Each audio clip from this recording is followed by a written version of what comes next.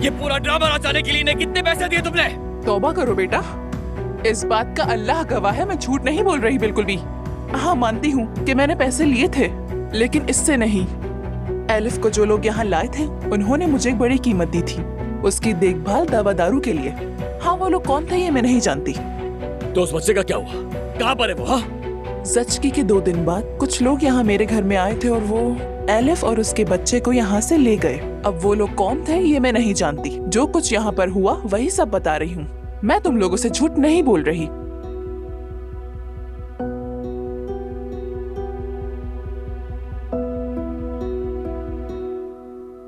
छोड़ूंगा नहीं इसे मैं।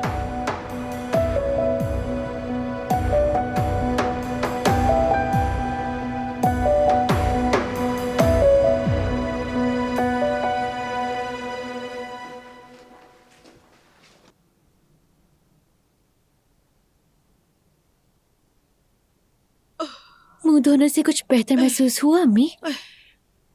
शुक्रिया जोया बेटी, शुक्रिया शुक्रिया। तुमने मुझे क्यों नहीं बताया जुमाना कि मेरा बेटा तुम्हें पसंद करता है, इतना कि तुम्हारे लिए अपने खानदान और माँ बाप को छोड़ने के लिए तैयार है। तुमने क्यों छुपाया बेटी? क्यों मुझसे झूठ बोला? नहीं नाइला साहिबा, मैंने झूठ नहीं बोला, बस मैं ये बात कह नहीं सकी। मैं कसम खा के कहती हूँ, मुझे नहीं मालूम था ये बात यहाँ तक पहुँच जाएगी।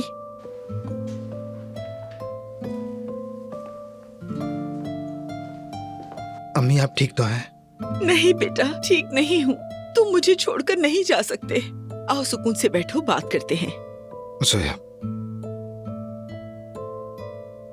अम्मी ये बात करने का वक्त नहीं है। देखिए बाबा ने जो कहना था कह दिया। अब आप मेरी फिक्र ना करें, ठीक है? मैं आपको फोन कर लिया करूंगा, हम राब्ते में रहेंगे। बेटा कहाँ जा रहे हो? ऐसा मत करो प्लीज। अम्मी और कोई रास्ता नहीं है, प्लीज मजबूर मत करें।